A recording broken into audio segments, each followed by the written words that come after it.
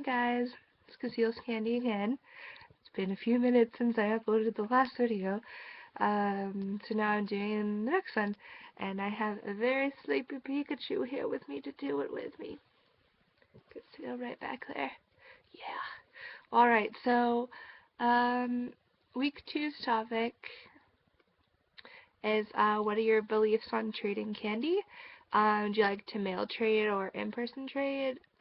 Do you think it's more meaningful to in-person trade versus mail trade? And do you do the candy handshake? And who or what has been your favorite trade? So, to start off, what are my beliefs on trading candy? So, I believe that you should trade candy if you want to trade candy. I think it's a personal choice. You can make candy for yourself, you can give it to other people. It's really all up to you what you want to do with what you create. So, I personally don't often trade candy.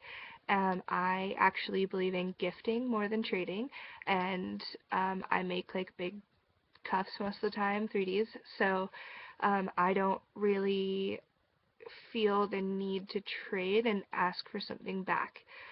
Because in my opinion, people feel like they're put on the spot, and they kind of feel inadequate if I give them something huge that, or whatever, and then they can't give me something huge because they don't know how, and I don't want that to be a pressure for people. I want to show them that I care about them, and I'm giving them something that shows that I care, and that they made a difference in my life, and not having to, I guess I already said it, but not having to put that pressure on them. So I rarely trade. So do I in-person trade or mail trade? Mail trading is very expensive, and it's very, I don't really know a lot of people. I don't really get to know a lot of people outside of where I live. There's a lot of people to know where I live, so I try and focus on that for the most part. But I have mail traded quite a few times. It has been unsuccessful a few times, and I've gotten not really gotten anything out of it, or the person didn't like what I gave them, things like that. So I really want to know the person if I decide to send something to them, and I will just send something to them. I don't really want anything back, and if they give me something back, that's cool. But I've rarely mail trade or mail gift just because of the expense, and because I feel like the people who I see in person all the time should have a lot of my attention, because I actually get to have an in-person bond with them, and I don't really talk to a lot of people online. I'm rambling, really getting into a whole another thing, so I'm just gonna move on. So, and also, I don't think it's more meaningful to trade in-person versus mail trade. If you know the person, if you've talked to the person online and gotten to know them, that's really all that should matter. And to me, at least, that's what matters. A lot of people just trade to trade and don't really need that personal connection, but I feel like I do, which is harder to get through mail trading. I hope that made sense. Okay, so, do you do the candy handshake? So I do the candy handshake if people want to do the candy handshake, if I trade them or give it to them, but for the most part, since I gift large cuffs, I'd be so afraid to have it break. It's made a certain size and it's really tight, so it's basically meant for one arm, not two, or two hands.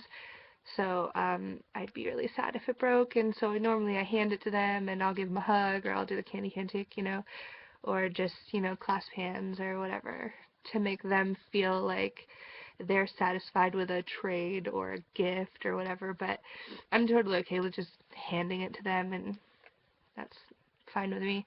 I think it's, more about the gesture, not really about like how you go about doing the gesture. There shouldn't be like certain rules. Like, anybody can do whatever they want. If they want to trade a certain way, it's fine. I don't know. Okay, so what and or who has been your favorite trade? Well, I didn't read this question and I haven't prepared myself for this, but I think that my favorite trade.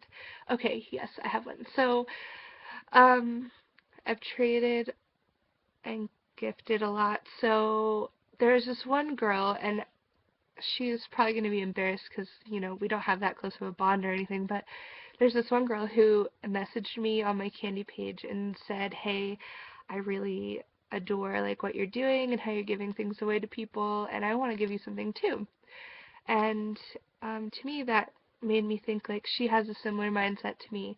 You know, she wants to show people that she cares. She doesn't need anything in return, and I liked that. So she sent me a Pink Floyd cuff, which is in my giant, I'm not going to show you, it's really dirty over there, but over there, my giant toy box full of cuffs and things. And so I got it, and I was like, wow, this girl's really nice. And so we started talking, and we found out that we lived like right down the street basically from each other. We go to the same school. She had no idea, and I had no idea. So I ended up making her something back and, you know, kind of trading. But the fact that she didn't expect anything back and that she was just so cool to have